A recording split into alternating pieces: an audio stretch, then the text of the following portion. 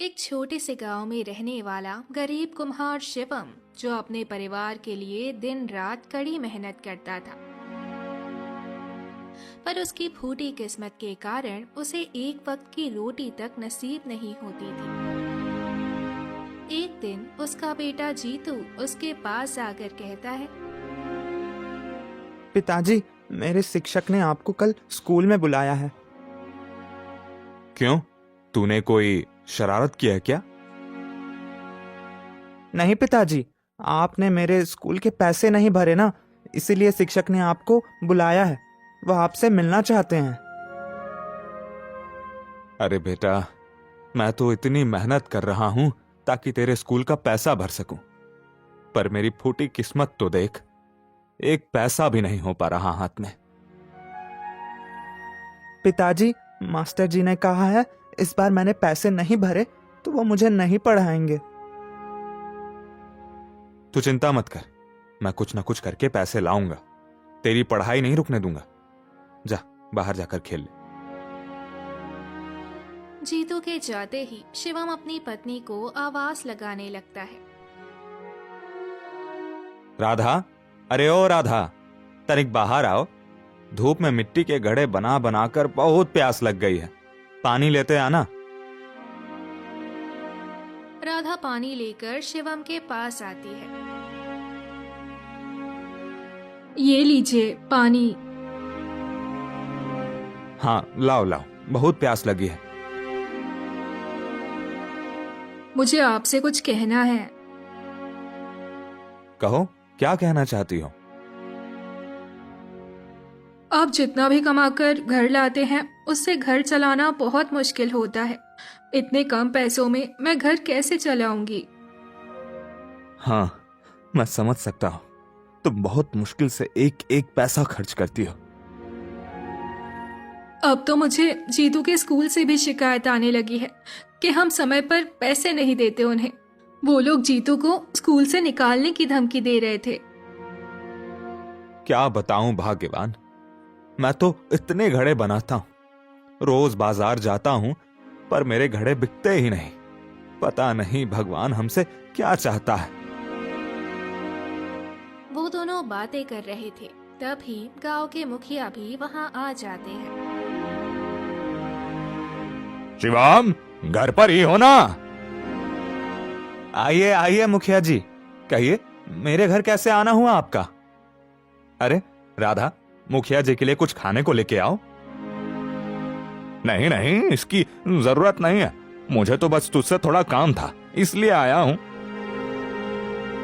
आप दोनों बातें कीजिए, मुझे बहुत काम है। मैं घर के भीतर जा रही हूँ। राधा के जाते ही मुखिया जी शिवम को कहते हैं, अच्छा हुआ तेरी पत्नी अंदर चली गई, मुझे तुझसे अकेले में कुछ बातें करनी थी। कहिए ना, क्या कहना है? इतना हिचकिचा क्यों रहे हैं? सब ठीक तो है ना? मेरे पास तेरे लिए एक काम है, क्या तू वो करेगा? कैसा काम? जंगल में जो झील है ना, तुझे वहां से पानी लाकर रोज मेरे घर में देना है। इसके लिए मैं तुझे अच्छे पैसे दूंगा। वो झील? ये आप क्या कह रहे हैं मुखिया जी? वो झील तो शापित है। हाँ, मुझे पता है, पर तू तो जानता है हमारे गांव में कुएं नहीं है और गांव के बाकी लोग दूसरे गांव जाकर पानी ले आते हैं, पर मेरे घर में कोई नहीं है। अब तू ही बता, एक मुखिया दूसरे गांव जाकर पानी लाए, यह अच्छा लगेगा? मुखिया जी, मैंने उस झील के बारे में बहुत सुना है। उस झील के पास आज तक जो भी गया है वह सरफिरा बनकर ही लौटा है। मैं वहां पानी लाने गया और मैं भी पागल हो गया तो? देख, इसके लिए मैं तुझे बहुत पैसे दूंगा, बाकी तेरी मर्जी, तेरे साथ कोई जबरदस्ती नहीं कर रहा हूं। ठीक है मुखिया जी, मैं इस बारे में सोचूंगा। चल ठीक है, मैं अब बैठक में जा रहा हूं। तेरा जो भी फैसला होगा बाद में मुझे जरूर बताना। अपनी बात खत्म करके मुखिया वहां से चला गया। शिवम गहरी सोच में बैठा मुखिया के प्रस्ताव के बारे में ही सोच रहा था। तभी उसकी पत्नी वहां आकर उससे पूछती है, मुखिया जी चले गए, वो यहाँ किस काम के लिए आए थे? वो यहाँ उस शापित झील से पानी लाने का प्रस्ताव लेकर आए थे। क्या? मुखिया जी का दिमाग ठिकाने पर तो है ना? देखो जी, मैं कह देती हूँ, आप उस मनहूस झील के आसपास भी नहीं जाएंगे। अरे ठीक है भाग्यवान, मैंने तो मुखिया जी को मना ही कर दिया था। तुम चिंता मत करो, मैं नहीं जाऊंगा।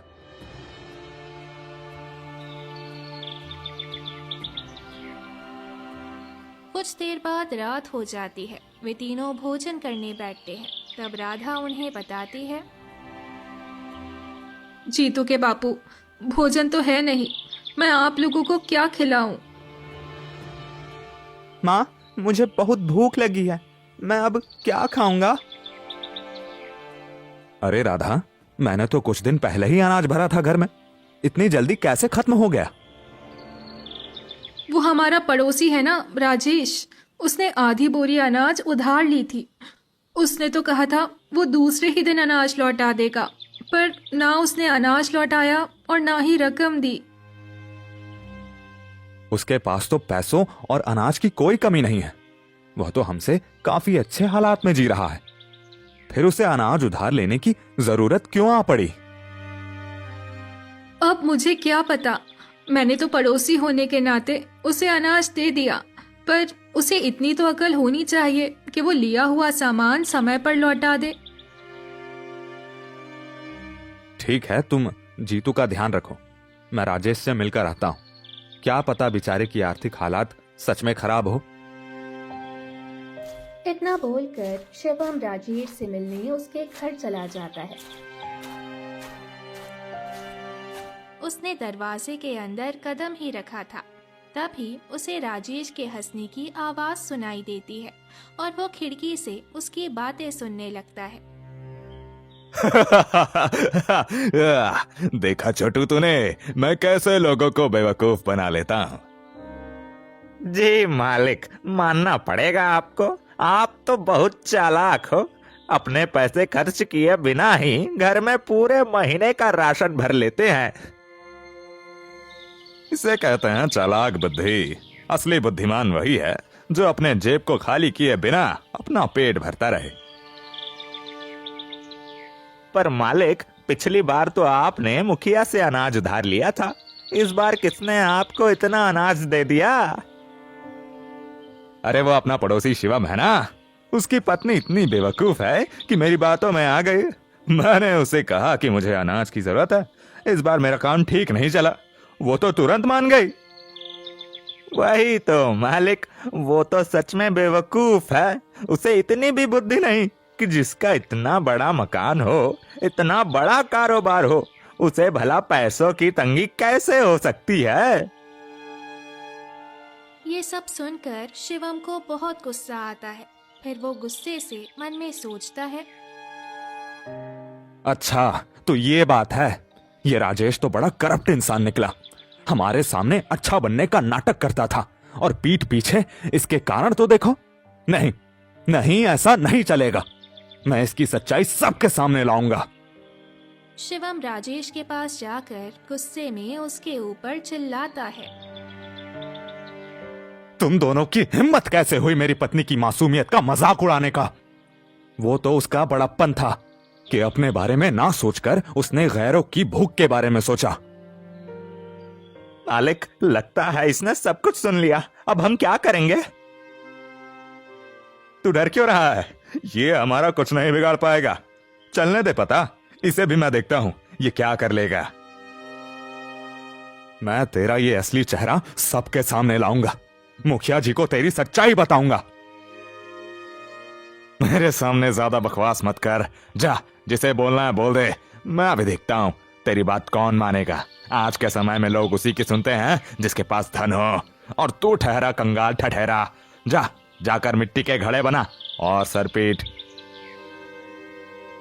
बहुत घमंड है ना तुझे तेरी रईसी पर, देखना तेरा ये घमंड मैं ही तोड़ूंगा। चल निकल अब मेरे घर से। अपने ये गरीब पैर मेरे घर में लाकर इसे अशुद्ध मत कर। आपने इसे बिल्कुल सही सबक दिया है। ए शिवम, निकल मेरे मालिक के घर से, हमारा समय नष्ट ना कर। इतनी बेइज्जती के बाद शिवम निराश होकर अपने घर चला जाता है। आ गए? क्या हुआ? मुंह क्यों लटकाए हैं? जीतू कहाँ है? सो गया क्या? हाँ, भूख के मारे बहुत बेचैन हो रहा था, इसलिए मैंने उसे सुला दिया। आप बताइए, राजेश से क्या बात हुई? हमारा अनाज उसने लौटाया या नहीं? शिवम बिना कोई जवाब दिए फूट फूट कर रोने लगता है। कुछ मत पूछो भाग्यवान, कुछ मत पूछो। क्या हुआ आपको? रो क्यों रहे हैं? कुछ तो कहिए। आपको रोता देख मेरा तो दिल बैठा जा रहा है। उस राजेश ने तुम्हारी अच्छाई का फायदा उठाया है, और तो और वो झूठ बोल बोलकर ना जाने कितनों से उनका अनाज धन उधार पर ले लेता है और लौटाता भी नहीं। ये आप क्या कह रहे हैं? वो भला ऐसा क्यों करेगा? भगवान की दया से उसके पास तो सब कुछ है। तुमने वो कहावत नहीं सुनी, जिसके पास जितना होता है वो और पाने के लिए उतना ही रोता है। हे भगवान, ये मैंने क्या कर दिया? पहले ही हमारे घर में इतनी दिक्कतें हैं, आपका काम भी नहीं चल रहा है अभी। मेरी वजह से आपको और जीतू को भूखा ही रहना पड़ रहा है। सच में मैं बहुत बेवकूफ हूँ। इसमें तुम्हारी कोई गलती नहीं है भाग्यवान। यह तो मेरे फूटे कर्म है, जिसे तुम दोनों को भी झेलना पड़ रहा है। मेरी वजह से मेरा बेटा जीतू पढ़ नहीं पा रहा। मैं दुनिया का सबसे बुरा बाप हूं। भगवान के लिए आप रोना बंद कीजिए। अगर जीतू आपको इस हाल में देखेगा तो वो भी हिम्मत हार जाएगा। आपने रोना बंद नहीं किया तो मैं खुद को कभी माफ नहीं कर पाऊंगी। नहीं, मैं अपने परिवार को बेबस नहीं होने दूंगा। मैं कुछ ना कुछ करके सब ठीक कर दूंगा। मुझे माफ कर देना राधा, आज की रात तुम्हें भूखा ही सोना पड़ेगा। आप मेरी चिंता मत कीजिए, वैसे भी मुझे भूख नहीं लगी। चलिए, अब रात काफी हो गई है, सो जाइए। वे लोग भूखे पेट ही सो जाते हैं। तभी शिवम को एक सपना आता है। सपने में वो उस झील के पास किसी बूढ़े आदमी को देखता है। मुझे बचाओ, मुझे बचाओ, शिवम मुझे बचा ले। मदद की पुकार सुनकर शिवम उस आदमी के पास जाने के लिए दौड़ता है। तभी उसका सपना टूट जाता है और वो घबराते हुए उठता है। हे प्रभु, उसे बचाओ। शिवम की आवाज सुनकर राधा उसके पास आकर उससे पूछती है, क्या हो गया जी? आप ठीक तो है ना? राधा, राधा वो खतरे में है। कौन खतरे में है? आप किसकी बात कर रहे हैं? कोई तो था, वो मुझे ही पुकार रहा था। यहाँ कोई भी नहीं है। आपने जरूर कोई बुरा सपना देखा होगा। अच्छा, पता नहीं इतना भयानक सपना आने का क्या मतलब था। पर राधा, मुझे कुछ ठीक नहीं लग रहा है। मन में एक घबराहट सी हो रही है। आप फिजूल में इतना सोच रहे हैं। केवल एक सपने को लेकर इतना चिंतित मत होइए। कोई खतरे में नहीं है, सब ठीक है। हाँ, तुम सही कह रही हो। वैसे राधा, जीतू नहीं दिख रहा। स्कूल गया है क्या? स्कूल तो गया है, पर शिक्षक उसे पढ़ाएंगे या नहीं ये तो पता नहीं मुझे। वो बता रहा था कि शिक्षक ने उसे पढ़ाने से मना कर दिया था। आने दो, उसी से ही पूछेंगे क्या हुआ आज। शाम होते ही जीतू मुंह लटकाए घर आता है। उसे उदास देख शिवम उससे पूछने लगता है, क्या हुआ जीतू बेटा, इतने निराश क्यों हो? स्कूल में सब ठीक तो रहा ना? मास्टर जी ने मुझे स्कूल से निकाल दिया, अब वो मुझे नहीं पढ़ाएंगे। ये तुम क्या कह रहे हो? हे भगवान, ये क्या हो गया? बेटा मुझे माफ कर देना, मेरी वजह से तुझे इतनी परेशानी हो रही है। पिताजी, मुझे स्कूल से नहीं निकलना है, मुझे बहुत पढ़ना है और पढ़ लिख कर आपका नाम रोशन करना है। कुछ कीजिए पिताजी। तू थोड़ा धैर्य रख बेटा, मैं सब ठीक कर दूंगा। मुझे थोड़ी मोहलत दे, मैं तेरा भविष्य खराब नहीं होने दूंगा। पता नहीं भगवान हमसे क्या चाहता है, हमें इतनी दिक्कतें क्यों दे रहा है। आए दिन कुछ ना कुछ बुरा हमारे साथ होता ही रहता है। लगता है मैंने पिछले जन्म में जरूर कोई पाप किया होगा, जिसका भुगतान हमें इस जन्म में करना पड़ रहा है। जीतू रोते हुए घर के बाहर भाग जाता है।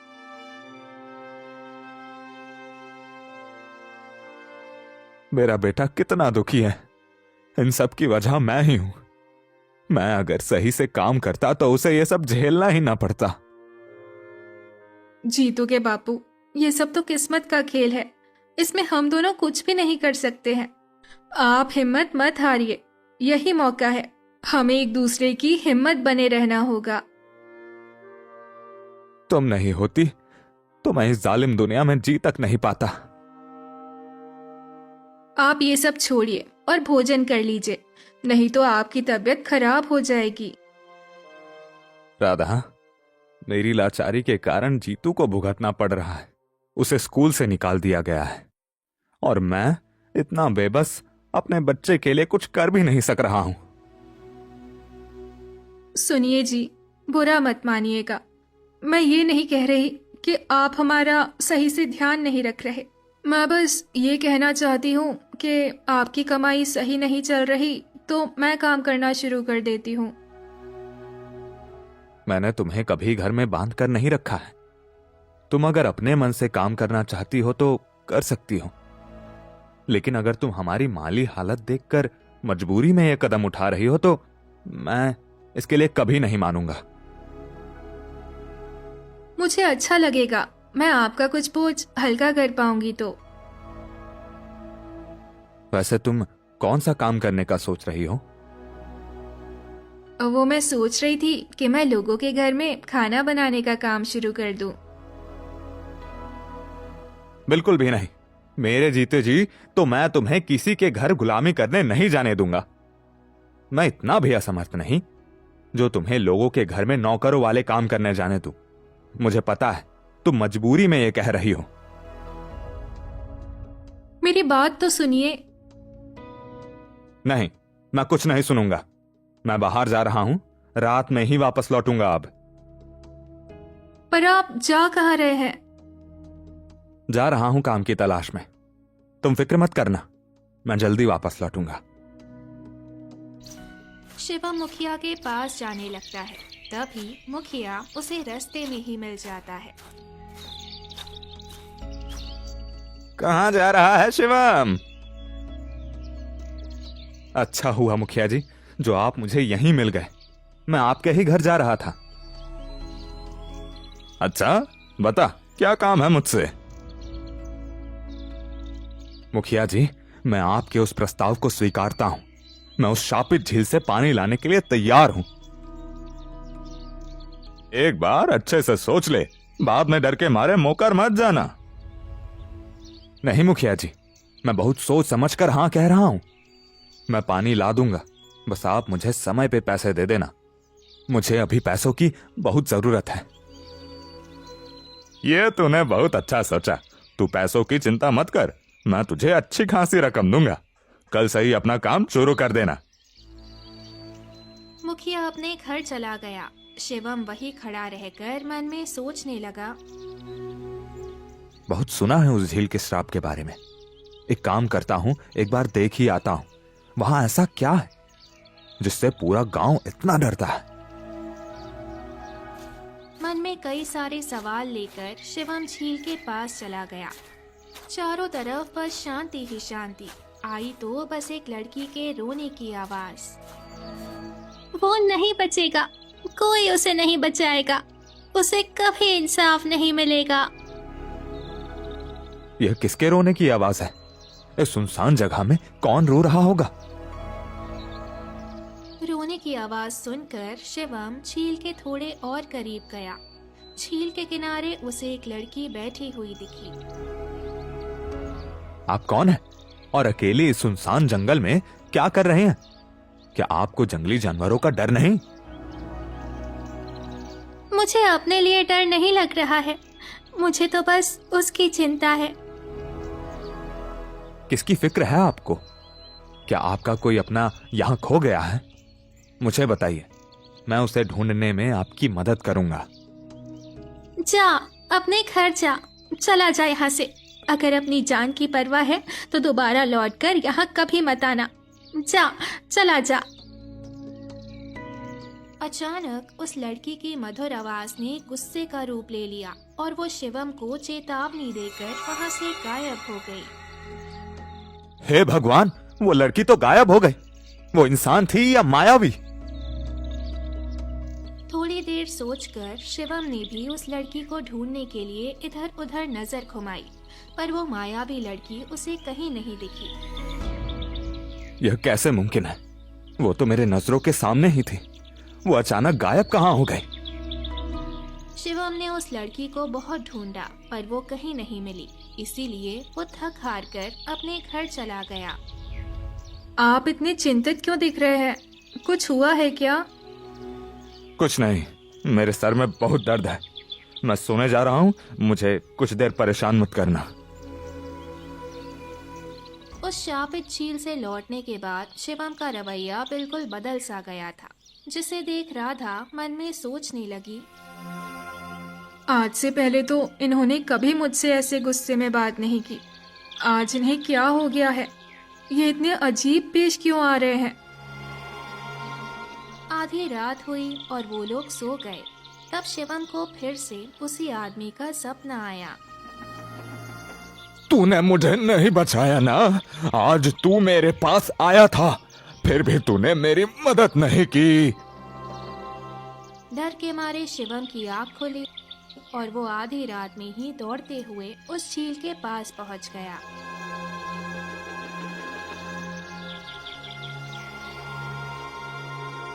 कौन है यहाँ? मुझे पता है वो केवल एक सपना नहीं हो सकता। यहाँ जो भी है मेरे सामने आओ। वो लड़की अचानक वहाँ प्रकट होकर शिवम की ओर बढ़ने लगी।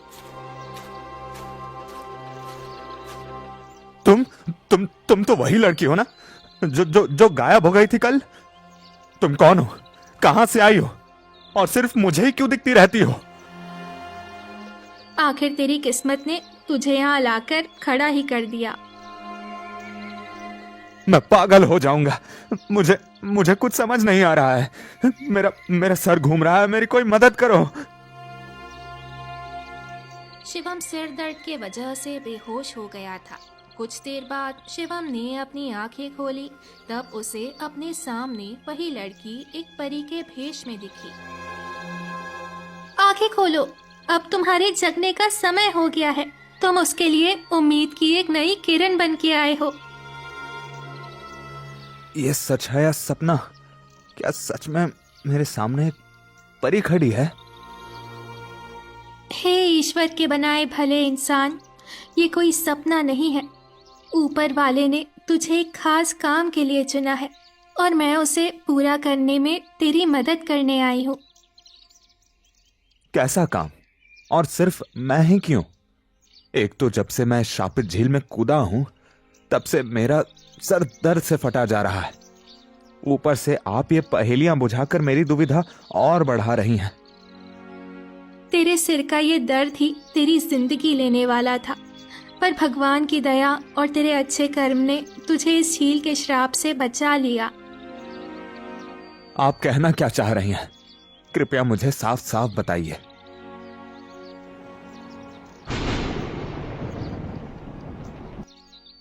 उसी वक्त आसमान में जोर जोर से बादल गरजने लगे। तभी एक आदमी शिवम के पास आया। पहचाना मुझे? अरे तुम तो वही हो ना जो मेरे सपनों में आते हो। क्या खूब पहचाना तूने अपने पुराने मुखिया को। पुराना मुखिया? आप कौन है? मैं इस गांव का पुराना मुखिया हूं जिसे धोखे से मार दिया गया। आपको किसने मारा और क्यों? क्या हुआ था आपके साथ? तेरे गांव के नए मुखिया ने अपने लालच में बहुत सारे मासूमों को बेरहम मौत दी और उस मौत के खेल में मैं भी उसका शिकार था। क्या कह रहे हैं आप? नहीं, यह सच नहीं हो सकता। ये बिल्कुल सच है शिवम। उस घटना की एकमात्र साक्षी मैं हूँ। तू जानता है लोग इस झील को शापित झील क्यों कहते हैं? हाँ, क्योंकि इस झील के पास जो भी आता है वो पागल होकर लौटता है। ये आधा सच है, तुझे पूरा सच नहीं पता। और तूने कभी ये नहीं सोचा कि यहाँ आकर तुझे अभी तक कुछ हुआ क्यों नहीं? दरअसल ये शापित नहीं, एक चमत्कारी झील था। यह परी इसकी रक्षा करती थी। थी का क्या मतलब है? और एक चमत्कार श्राप में कैसे बदल गया? ये एक आखिरी रहस्य तुझे कल खुद पता चल जाएगा। तू कल अपने साथ मुखिया को यहाँ ले आना। पर वो मेरे साथ यहाँ आने को क्यों मानेगा? अगर उसने कोई गलत काम किया है तो वो यहाँ आने से पहले 100 बार सोचेगा। वो आएगा, उसका लालच उसे यहाँ खींच लाएगा। तू बस उसे इतना कहना कि इस झील के पास आकर भी तुझे कुछ नहीं हुआ। उस झील का श्राप मिट चुका है। वो यहाँ तेरे साथ दौड़ा चला आएगा। शिवम, तेरे पुराने मुखिया और उन सब मासूमों को इंसाफ दिलाना तेरे हाथ में है। जा और अपना फर्ज निभा। जिस काम के लिए भगवान ने तुझे झील के श्राप से बचाया वो काम पूरा कर। मैं अपनी जी जान लगा दूंगा दोषी को उसके अंजाम तक पहुंचाने में। ये मेरा वादा है कि मैं उस निर्दयी मुखिया को अपने साथ कल लेकर ही आऊंगा। इसके बाद शिवम अपने घर चला जाता है। फिर वो अपने घर के आंगन में बैठकर सोचने लगता है। क्या कल मुखिया मेरे साथ जाने के लिए मानेगा? हे ऊपर वाले, कल मेरी बहुत बड़ी परीक्षा है। तू मेरा साथ देना ताकि मैं रहस्यों का खुलासा कर सकूं और निर्दोषों को इंसाफ दिला सकूं। अब सब कुछ मैंने तेरे ऊपर छोड़ दिया है। अगली सुबह शिवम मुखिया के घर चला जाता है।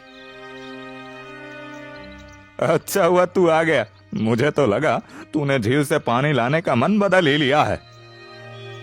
नहीं, मैं ऐसा क्यों करूंगा? वो भी तब जब मुझे उस झील के असली चमत्कार का पता चला है। क्या? तुझे चमत्कार के बारे में कैसे पता चला? सच सच बता, क्या बात है? मुखिया जी, कल मैं उस झील के पास गया था और उसमें डुबकी भी लगाई, फिर भी मुझे कुछ नहीं हुआ। इससे समझ आता है उस झील का श्राप मिट चुका है। तू सच कह रहा है? मेरी इतनी सालों की प्रतीक्षा आज रंग लाई। आज तो मेरे खुशी का ठिकाना नहीं है। तूने मेरा दिल जीत लिया। मैं तुझे मुंह मांगी कीमत दूंगा। मांगूंगा, कोई भी हिसाब बाकी नहीं रहने दूंगा। आप मेरे साथ एक बार झील के पास तो चलिए। अपनी आंखों से देखकर खुद ही तसल्ली कर लीजिएगा कि सच में वहां आप कोई श्राप का बसेरा नहीं है। हाँ हाँ, शुभ काम में देरी क्यों? अब वो झील और उसका चमत्कार सिर्फ मेरा है। चल जल्दी चल, अब मुझसे रहा नहीं जा रहा। मुखिया जादू पाने के लालच में शिवम के साथ उस झील में चला जाता है। उस झील का चमकता पानी देखकर मुखिया के खुशी का ठिकाना ही नहीं रहता है। शिवम, शिवम, आज मैं बहुत खुश हूँ। आज मुझे दुनिया भर की सारी खुशियाँ मिल चुकी हैं। मुखिया उस झील के करीब जाने लगता है। तभी परी आसमान से उतरकर मुखिया के सामने खड़ी हो जाती है। इतनी जल्दी भी क्या है? अभी तो तू आया ही है, थोड़ी सांस तो ले ले। तू अब तक यहीं है? शिवम, तूने मेरे साथ छल किया। तुझे इसकी भरपाई करनी पड़ेगी। इतने में पुराने मुखिया की आत्मा भी वहाँ प्रकट हो जाती है। आज तेरे सारे कर्मों का हिसाब होगा। याद है तूने क्या पाप किया था? मैंने कुछ गलत नहीं किया था। इस झील का चमत्कारी पानी सिर्फ तुझे ही अपना मालिक मानता था। तूने इसके चमत्कारी पानी से ना जाने कितनों की मदद की, उनको रोग मुक्त किया, उनके काम धंधे को सुधारा। तेरे इस अच्छाई से प्रसन्न होकर झील ने कभी मुझे अपना लाभ नहीं उठाने दिया, इसलिए मैंने तेरे साथ साथ तेरे सभी चाहने वालों को मार दिया। तूने इतना कुछ किया, फिर भी इस झील ने अपनी वफादारी नहीं छोड़ी। मैंने तुझे रोकने की बहुत कोशिश की, पर तूने मंत्रों से मुझे भी बांध दिया था। पर अब ना तो तेरे मंत्र काम आएंगे और ना ही तेरी कोई चालाकी। तुझे पता है इस झील को शापित बनाने के लिए तेरा इसमें बहुत बड़ा हाथ है। अगर तू वो सब नहीं करता तो यह झील गुस्से में लोगों को पागल ना बनाती और लोग इसका सही उपयोग करते। वो तो भला हो इस नेक दिल इंसान शिवम का, जिसने झील में डुबकी लगाई और हमें पता चला कि झील ने इसे अपने नए मालिक के रूप में स्वीकारा है, इसीलिए इसे कुछ नहीं हुआ, ये सही सलामत बच गया। मैं कब से एक नेक दिल इंसान के इंतजार में यहाँ भटक रहा था। आज जाकर मुझे मुक्ति मिलेगी। आज मैं तुझे मार डालूंगा। नहीं नहीं, यह अनर्थ ना कीजिए, रुक जाइए। हम सब धर्म की लड़ाई लड़ रहे हैं। इसकी सफलता उस ऊपर वाले के हाथ में है। वो जगत के पालनहार, वही करेंगे पाप का संहार। आपने वो कहावत नहीं सुनी, ऊपर वाले की लाठी में आवाज नहीं होती। शिवम सही कह रहा है। सजा देना ना देना हमें अपने इष्ट, अपने जन्मदाता के ऊपर छोड़ देना चाहिए। आओ हम सब मिलकर ऊपर वाले से प्रार्थना करते हैं। सभी हाथ जोड़े सच्चे मन से प्रार्थना करने लगते हैं। इतने में आसमान से आवाज आती है। तुम सबकी प्रार्थना और संघर्ष ने मुझे प्रसन्न किया। मुखिया को उसके कर्मों का किया सारी उम्र भुगतना होगा। उसने अच्छी सेहत और पैसों के लिए यह पाप किया था। आज से इससे यह सब छिन जाएगा। भविष्यवाणी खत्म होते ही मुखिया की हालत खराब हो जाती है। वो बेहोश होकर नीचे गिर जाता है। ये कहीं मर तो नहीं गया? इसकी मृत्यु के लिए अभी बहुत समय बाकी है। इसे तो अभी अपने पछतावे के आग में जलना भी है। तू फिक्र मत कर, ये अभी नहीं मरेगा।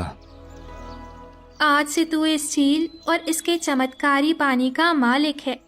इसका सही उपयोग करना और लोगों की मदद करना। भगवान तुझे आने वाली जिंदगी में सारी खुशियां नसीब करे। तेरी वजह से मुझे इंसाफ मिला है। आज से तू इस गांव का नया मुखिया बनेगा।